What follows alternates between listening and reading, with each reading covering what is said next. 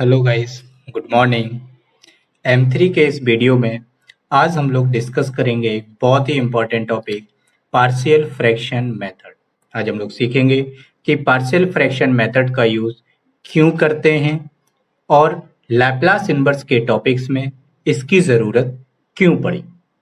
चलिए गाइस, ये बताने के पहले हम आपसे एक कोई रिक्वेस्ट करना चाहते हैं और ये कहना चाहते हैं कि हमारे सारे वीडियोस का नोटिफिकेशन आप तक आसानी से पहुंच सके। उसके लिए ज़रूरी है कि आप लोग गाइस चैनल को सब्सक्राइब कर लें जिन लोगों ने अभी तक सब्सक्राइब नहीं किया हो, और बेल आइकन के बटन को प्रेस कर दें जिससे आप लोगों तक हमारे अपकमिंग वीडियोस का नोटिफिकेशन इजली पहुंच सके। चलिए गाइस, देखते हैं इस टॉपिक के बारे में। आप लोग ध्यान से देखिए, इसके पहले जो मैंने आपको लैप्लास इनवर्स के कुछ फार्मूले लिखाए थे, उसमें मैंने इस तरीके के 5 बेसिक्स फार्मूले लिखाए थे या नहीं गाइस। 1/s - a का e की पावर 80 होता है, s/s² प्लस a स्क्वायर का cos 80 होता है। मैं ये इसलिए दिखा रहा हूँ गाइस, इन फार्मूलों को यदि मैं ध्यान से देखूं तो ये बताइए, इन फंक्शंस के डिनोमिनेटर में कहीं पर भी एक से ज्यादा फैक्टर दिख रहे हैं क्या? डिनोमिनेटर में एक से ज्यादा फैक्टर लिखे हुए हैं क्या? नहीं। मतलब ये लाप्लास ट्रांसफॉर्म के जितने भी फार्मूले हैं उनके डिनोमिनेटर में सिर्फ और सिर्फ एक फैक्टर है। यदि ऐसा होगा तो हम डायरेक्ट फार्मूला यूज करके उनका फंक्शंस बता सकते हैं। लेकिन कभी हमारे पास मान लीजिए ऐसी प्रॉब्लम्स आए कि डिनोमिनेटर में एक से ज्यादा फैक्टर लिखे हो, जैसे यहाँ पर ध्यान से देखिए गाइस, डिनोमिनेटर में कितने फैक्टर हैं? 3 फैक्टर हैं। और यदि कोई आपसे कहे कि इसका लाप्लास इनवर्स बताइए, इसका लाप्लास इनवर्स बताइए, तो मैं डायरेक्ट नहीं बता सकता, क्योंकि हमारे पास लैप्लास इनवर्स में जो भी फार्मूले हैं गाइस, उनके डिनोमिनेटर में सिर्फ और सिर्फ एक ही फैक्टर होना चाहिए। यदि मेरे पास लिखा होता 1/s - a, तो मैं इसका लाप्लास इनवर्स बता देता गाइस, e की पावर 80। बट कब? जब यहां पर सिर्फ एक फैक्टर होता। इसलिए कभी भी कोई ऐसा क्वेश्चन जिसके डिनोमिनेटर में एक से ज्यादा फैक्टर हो और मुझे इन फैक्टर्स को अलग अलग करने की जरूरत हो, उस समय हमेशा मैथ्स में, चाहे लाप्लास इनवर्स का टॉपिक हो या आप कहीं भी मैथ्स को पढ़ रहे हो, जब भी कभी डिनोमिनेटर में एक से ज्यादा फैक्टर लिखे हों और इन फैक्टर्स को अलग अलग करने की जरूरत हो, तो उसके लिए एक ही टॉपिक्स दी गई है, उसका नाम है पार्शियल फ्रैक्शन मेथड। इस मेथड का यूज करके हम इन फैक्टर्स को अलग अलग सेपरेटली डिवाइड कर सकते हैं। तो देखिए गाइस, जैसे कि मान लीजिए इसमें कुछ फार्मूले हैं जो अपन को याद रखने हैं। जनरली 3 टाइप्स के फार्मूले होते हैं, ये 3 फंक्शंस अपन को याद रखने होते हैं। इसको बोला जाता है सिंपल फैक्टर। सिंपल फैक्टर का मतलब ये होता है गाइस, s की पावर 1 होनी चाहिए। कितनी होनी चाहिए? 1। यदि s की पावर में 1 है तो वो कहलाएगा सिंपल फैक्टर। तो 2 तरह के फैक्टर के लिए रूल्स दिए गए हैं। एक दिया गया है सिंपल फैक्टर के लिए और एक दिया गया है क्वाड्रेटिक फैक्टर के लिए। मीन्स जब क्वाड्रेटिक फैक्टर हो तब पार्शियल फ्रैक्शन कैसे यूज करना है, जब सिंपल फैक्टर हो तब पार्शियल फ्रैक्शन कैसे यूज करना है। आज हम इस वीडियो में सिर्फ और सिर्फ पार्शियल फ्रैक्शन के रूल्स प्लस उसके 2 बेसिक्स क्वेश्चंस बताएंगे, और फिर नेक्स्ट वीडियो में पार्शियल डिफरेंशियल इक्वेशंस को लैप्लास का यूज करके कैसे सॉल्व करते हैं उसके बारे में डिस्कस करेंगे। ओके गाइस, चलिए देखते हैं। यदि आपके डिनोमिनेटर में सिंपल फैक्टर लिखा होगा, कैसा? सिंपल फैक्टर, तो इसके लिए पार्शियल फ्रैक्शन में एक कांस्टेंट का यूज किया जाता है और उसके नीचे उस फैक्टर को लिख दिया जाता है। मैं बहुत सिंपल भाषा में बोल रहा हूं, अब इसको ध्यान से सुनिएगा। अभी मैंने मैथ्स की लैंग्वेज बोली थी, अब हम अपनी लैंग्वेज में बोलते हैं। सिंपल फैक्टर मतलब x की पावर 1। यदि ऐसा कोई फैक्टर है तो उसके लिए पार्शियल फ्रैक्शन में एक फैक्टर के लिए एक कांस्टेंट का यूज किया जाता है। सिंपल है तो इसके लिए एक कांस्टेंट आ गया, ये भी सिंपल है तो इसके लिए एक और कांस्टेंट आएगा, इसके लिए भी एक नया कांस्टेंट आएगा। यहाँ पर ये ए बी सी है, इस वजह से मैंने ये ए बी सी लिया, ये मत याद रखिएगा, ये तो मुझे समझाना है इसलिए मैंने ए बी सी लिया। यहाँ 1 2 5 कुछ भी हो सकता है। सिंपल फैक्टर सिर्फ पावर से समझना होता है, तो इसको इस तरीके से पार्शियल फ्रैक्शन में ब्रेक किया जाता है और बीच में हमेशा गाइस प्लस साइन आता है। क्लियर है? चलिए नेक्स्ट देखते हैं। अगर मान लीजिए कोई फैक्टर में पावर लगी हो, ये सेकंड टर्म है कि यदि किसी फैक्टर में पावर लगी है तो उसे पार्शियल फ्रैक्शन में कैसे ब्रेक किया जाता है। तो देखिए गाइस, ये सिंपल है तो इसके लिए एक कांस्टेंट आएगा, आ गया। ये पावर को आप छोड़ दीजिए, आप ये बताइए ये फैक्टर कैसा है, अगर ये पावर ना होती तो ये क्या लिखा होगा गाइस, एस प्लस बी। अब एस प्लस बी में बताइए एस में कितनी पावर है, 1। तो ये कैसा फैक्टर हुआ गाइस, सिंपल। सिंपल है तो इसे सिंपल की तरह ब्रेक कीजिए, मतलब एक कांस्टेंट लीजिए, तो एस प्लस बी के लिए आएगा बी। कितना आएगा, बी। अब यदि किसी फंक्शंस में पावर लगी हुई है गाइस तो उस फैक्टर को रिपीट किया जाता है, मींस एस प्लस बी को रिपीट कीजिए, तो अब क्या करना है, स्क्वायर और एक कांस्टेंट डालिए, फिर स्क्वायर के बाद क्या आएगा, क्यू, एक कांस्टेंट डालिए, और जैसे ही पावर आ जाए 3, मतलब जितनी यहाँ पर दी गई हो वहां पर इस पार्शियल फ्रैक्शन को रोक दीजिए। क्लियर है गाइस। चलिए थर्ड वन इज, यदि फैक्टर क्वाड्रेटिक है, मींस एस की पावर 2 है, तो याद रखिएगा उस फैक्टर के लिए दो कांस्टेंट यूज करेंगे, जिसमें पहले वाले कांस्टेंट के साथ एस लगाएंगे। देखिए ध्यान से, मैं यहां बता रहा हूं ये कैसा फैक्टर है गाइस, क्वाड्रेटिक। तो इसके लिए कितने कांस्टेंट लिखने हैं, दो। A s plus b means पहले वाले के साथ एस लगाना है और दूसरा वाला सिंपल लिखना है। ये भी कैसा फैक्टर है गाइस, क्वाड्रेटिक। अगर ये क्वाड्रेटिक है तो दो कांस्टेंट लगाएंगे, ए और बी यूज हो चुका है, तो अब आएगा गाइस सी और डी। पहले वाले कांस्टेंट के साथ हमेशा एस लगाना है, c s plus d. Clear है यहां तक। चलिए अब देखते हैं इनको क्वेश्चंस में कैसे यूज किया जाता है। तो हम दो क्वेश्चंस गाइस आपको डिस्कस करेंगे। सबसे पहले एक ये क्वेश्चंस लिखा हुआ है और एक ये लिखा है, इसमें मैंने क्वाड्रेटिक फैक्टर लिए हैं और इसमें मैंने सिंपल लिए। मैं सबसे पहले सिंपल फैक्टर वाले को बताऊंगा, उसके बाद क्वाड्रेटिक वाले को। तो देखते हैं गाइस इनको कैसे सॉल्व करते हैं। ये क्वेश्चन है अपना, इसका लाप्लास इनवर्स निकाल। डायरेक्ट कोई भी फार्मूला नहीं है, बट यदि मैं इन फैक्टर्स को अलग अलग सेपरेट कर दूं देन हमारे पास फार्मूला मिल जाएगा। तो देखिए गाइस सिंपल है तो मैंने ए लिखा, ये भी सिंपल है तो इसके लिए बी लिखा। अब इसको कैसे ए और बी की वैल्यू निकालते हैं ये हम आपको आगे बताएंगे अभी। चलिए सबसे पहले ब्रेक करने के बाद इसका एलसीएम लिया जाता है, और हमेशा याद रखना गाइस एलसीएम वही टर्म्स आते हैं जो यहाँ पर लिखे होते हैं, क्योंकि इन्हीं को ब्रेक किया जाता है। इस क्वेश्चंस में मैं एलसीएम लेके दिखाऊंगा, बट जो अपकमिंग जितने भी क्वेश्चंस में पार्शियल फ्रैक्शंस के करूंगा उसमें एलसीएम लेकर नहीं दिखाऊंगा, मैं इसी टर्म को उसका एलसीएम मान लूंगा।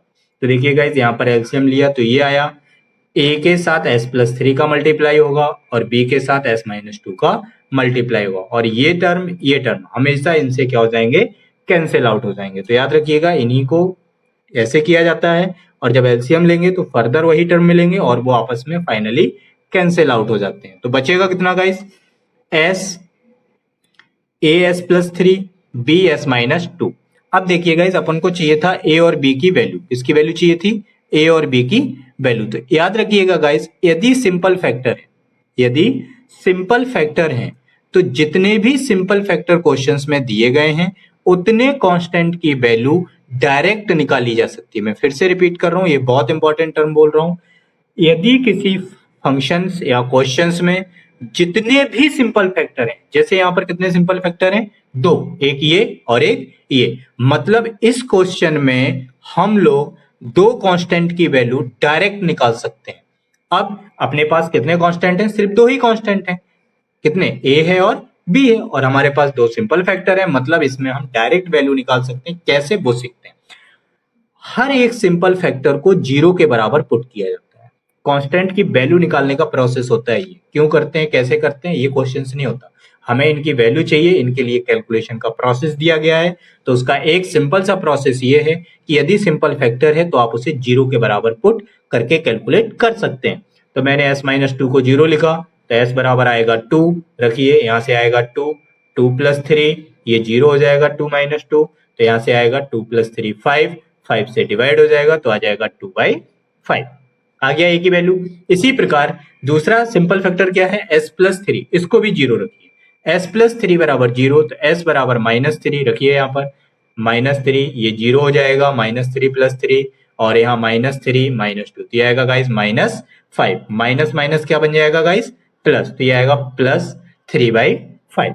ओके, अब ये ए और बी की वैल्यू उठा के कहां रख दीजिए, इक्वेशन नंबर 1 में, ए की जगह पर और बी की जगह पर रखिए गाइस। 2/5 ये प्लस में, सॉरी, प्लस 3/5 ये आ गया। अब इसका ले लीजिए इनवर्स, सिंपल है। इसका इनवर्स नहीं पता था, बट अगर इसको मैंने सेपरेट कर दिया तो इसका इनवर्स पता है। देखिए गाइस 1/s माइनस ए होता है ए की पावर 80, यदि यहाँ माइनस है तो प्लस आएगा, अगर यहाँ प्लस है तो माइनस आएगा। ये फार्मूलों में जिसे प्रॉब्लम है, बोर्ड गाइस बेसिक वीडियोस को देखे, कन्वोल्यूशन थ्योरम के वीडियो में ही मैंने इनवर्स के बेसिक्स फार्मूले डाले हुए हैं, उनको चेक कर ले। तो ये 2/5 ये बना e की पावर 2t, ये प्लस ही रहेगा गाइस, और 3/5 ये प्लस है तो यहाँ आएगा e की पावर -3t। ये फार्मूला है, इसको आपको याद ही करना पड़ेगा। ठीक है गाइस, ये मैंने वो बताया जिसमें सिंपल फैक्टर थे। अब हम एक क्वेश्चन डिस्कस करेंगे जिसमें क्वाड्रेटिक फैक्टर है। देखिए गाइस, क्वाड्रेटिक फैक्टर को कैसे सॉल्व करना होता है, ये दिया गया है क्वाड्रेटिक फैक्टर का क्वेश्चन। देखिए क्वाड्रेटिक फैक्टर में क्या करना होता है, ये क्वेश्चन हो गया। अब इसके करेंगे पहले factor by using partial fraction method. तो कैसे ब्रेक करेंगे, क्वाड्रेटिक फैक्टर है तो दो कांस्टेंट लेना है और पहले वाले के साथ s लगाना है, मैंने यही बोला है। तो ये आएगा as प्लस b, ये भी क्वाड्रेटिक है, फर्दर दो कांस्टेंट और पहले वाले के साथ s यूज करना है, मीन cs प्लस d। अब देखिए मैंने आपको प्रीवियस क्वेश्चंस में ही कहा था कि मैं एलसीएम इसको एज्यूम करूंगा, क्यों, क्योंकि एलसीएम वही आता है और ये फाइनली कैंसिल आउट भी होता है। तो देखिए अगला स्टेप क्या आएगा, ये न्यूमरेटर बचेगा s² प्लस 6, यहाँ पर s² प्लस 1 है तो s² प्लस 4 का मल्टीप्लाई होगा, यहाँ s² प्लस 4 है तो s² प्लस 1 का मल्टीप्लाई होगा। सिंपल एलसीएम लेके कैलकुलेट किया है, कोई इसमें मैंने लॉजिक नहीं लगाया है। आप एलसीएम लीजिए, कैलकुलेट कीजिए, ये डाटा आ जाएगा। अब देखिए प्रीवियस क्वेश्चंस में गाइस यहाँ पर सिंपल फैक्टर थे तो डायरेक्ट कांस्टेंट की वैल्यू आ गई थी, यहाँ पर सिंपल फैक्टर है क्या, नहीं, तो इसमें मुझे कैलकुलेट करना पड़ेगा। तो अब देखते हैं कैलकुलेट कैसे किया जाता है। मेरा टास्क है a b c d इनकी वैल्यूज को कैलकुलेट करना। तो देखिए गाइस, यदि सिंपल फैक्टर नहीं है तो इनको कैलकुलेशन करने का प्रोसेस ये होता है कि आप इन सारे फैक्टर्स का आपस में मल्टीप्लाई कर दीजिए। करिए सारे टर्म का multiply, as³ 4as bs² 4b cs³ cs ds² plus d आ गया। इसके बाद अब आप टर्म को कलेक्ट कीजिए। टर्म को कलेक्ट करने का मतलब ये होता है गाइस, यदि इसमें s³ वाले टर्म है तो उनको एक साथ लिखिए, s² वाले टर्म को एक साथ लिखिए, s वाले टर्म को एक साथ लिखिए। तो देखिए गाइस, s³ यहाँ पर है और s³ यहाँ पर है तो ये आएगा a प्लस सी, ये आ गया। स्क्वायर में b और d तो b प्लस d, s में 4a और यहाँ पर c तो 4a प्लस c, कांस्टेंट में 4b और d तो 4b प्लस d। क्लियर है गाइस। अब देखिए इस स्टेप के बाद क्या किया जाता है, कोफिशिएंट को कंपेयर किया जाता है, comparing the coefficient of both side. इसका मतलब ये होता है यहाँ s³ का कोफिशिएंट कितना कहलाएगा guys, a plus C, s² का कोफिशिएंट b प्लस d, मतलब वेरिएबल के पहले जो लिखा है वो उसका कोफिशिएंट होता है। तो इधर के कोफिशिएंट को मुझे इधर के कोफिशिएंट से कंपेयर करना है। तो यहाँ s³ का कितना है, a प्लस सी, यहाँ s³ है क्या, नहीं, यदि नहीं है गाइस तो उसके लिए 0 लिखा जाता है। जो कोफिशिएंट नहीं है उसके लिए क्या लिखना है, 0, और जो है उसके लिए वही लिखेंगे। देखिए यहाँ क्या है, s² का b प्लस d, यहाँ s² के पहले कितना है 1, तो देखिए गाइस b प्लस d के साथ कितना लिखा मैंने 1। s का कितना है 4a प्लस c, यहाँ s है क्या, नहीं, तो इसके लिए भी कितना आएगा 0। 4b प्लस d कांस्टेंट, यहाँ कांस्टेंट कितना है 6, तो यहाँ कितना आएगा 6। अब हम इसको सॉल्व करेंगे और इसको सॉल्व करेंगे तो a b c और d की वैल्यू मिल जाएगी। तो देखिए गाइस इन दोनों को सॉल्व करिए, इसमें से इसको घटा दीजिए, 4 में से 1 गया 3, c से c कैंसिल, इधर 0 आएगा तो a बराबर कितना आया 0। ये a की वैल्यू यदि मैं यहाँ रख दूं 0 तो c भी कितना आएगा 0, a और c आ गया। उसी पैटर्न में गाइस इसको और इसको सॉल्व कीजिए, इसमें से इसे घटाइए, 4 में से 1 गया 3, d से d कैंसिल, 6 में से 1 गया 5, तो 3 यहाँ डिवाइड करिए तो b आ गया 5/3।